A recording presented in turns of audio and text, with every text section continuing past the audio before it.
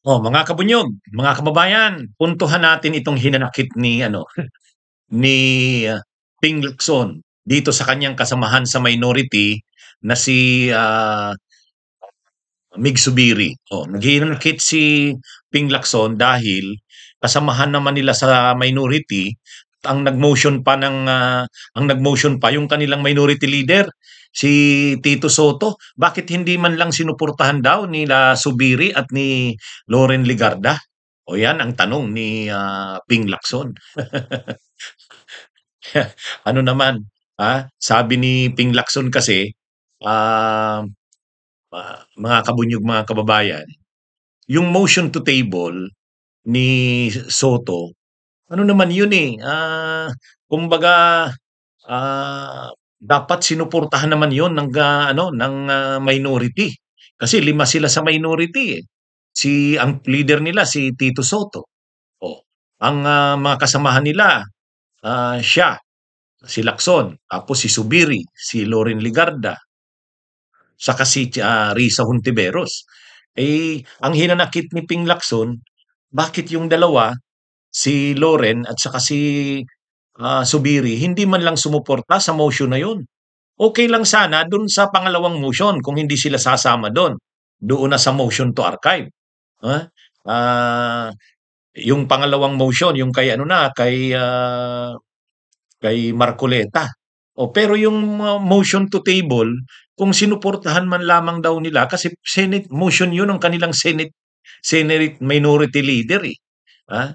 Ganito ang eksaktong pagkakasabi ni Lacson. Okay? Basahin natin. Hmm? Ping, sabi ni Ping, Migs, okay na sa amin yung magkanya-kanya kami ng boto sa motion to archive kasi may kanya-kanya kaming pananaw. Pero at least man lang doon sa motion to table, wala naman silang makukontra sakaling bumuto sila doon na in favor sa motion to table. Kasi wala pa naman yung second motion to archive. Kaya yun ang hindi ko mawari, hindi ko maintindihan kung ba't nag-no sila doon sa motion to table. Ang motion to table kasi ni Tito Soto, ang ibig lang namang sabihin, habang wala pa yung desisyon ng Korte Suprema na final na talaga kasi may motion for reconsideration nga. I-table muna yung tungkol sa impeachment. Huwag mo nang pag-usapan 'yan, saka na lang. Ah, Kumbaga nandiyan lang 'yan, naka-table pero pag-uusapan 'pag nagkaroon na ng desisyon ang Korte Suprema, dun na 'yan muling pag-usapan.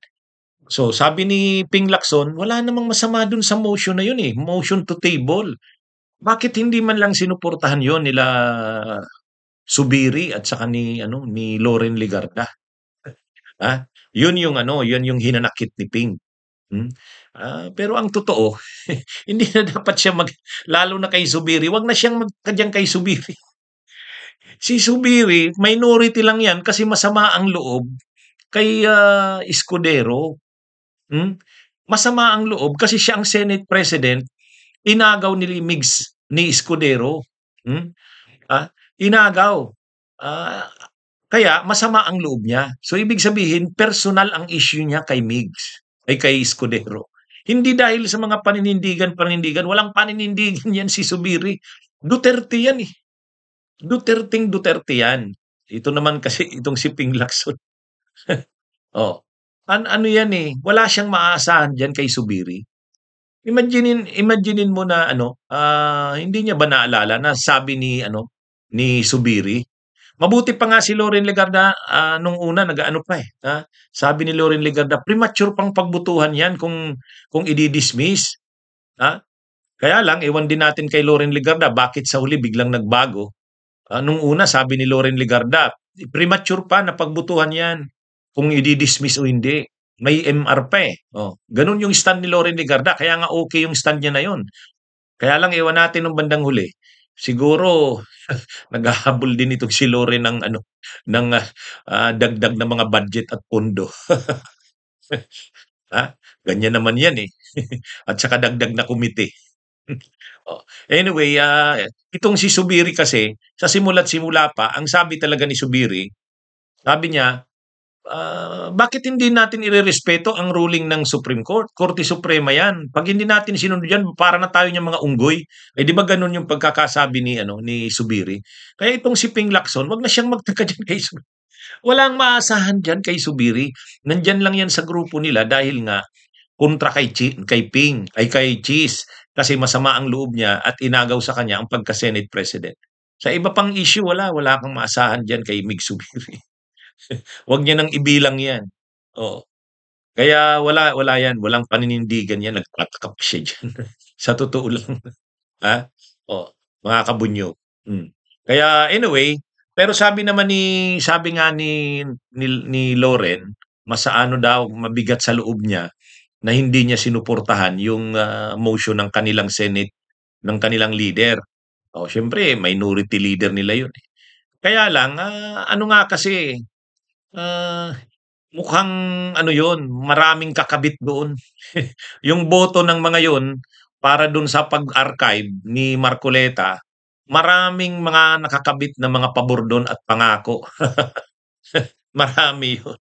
Kaya, siyempre wala namang aamin yan. May aamin ba diyan? Wala namang aamin diyan. Oh. Si Risa, ay wala, hindi naman ano sa kanya yan kung ano man ang pangako diyan o pabor na makukuha. Ganon din si Kiko at si Bam. Sila Kiko at Bam naman sinabi naman nila na pagdating sa mga issue ng bayan na kailangang tumindig, titindig sila. Oo, pinakita naman nila Kiko at Bam 'yan. Pero itong sila Loren talaga saka sila Mig Subiri, ano talaga 'yan, nasa minority lang 'yan pero wala, pagdating sa mga magbubotohan na, at mayroong kapalit, walang maaasahan diyan. Maging handa na diyan si Ping Lacson at si Tito Soto, hmm. Okey. Bunyog, bunyog, halikan na kasama ka. Bunyog, kapag buklod ay may pag-asa. Luzon, Visayas, Mindanao, isa ang pananaw. Sa bagong Pilipinas ang bunyog isisigaw. Bunyog.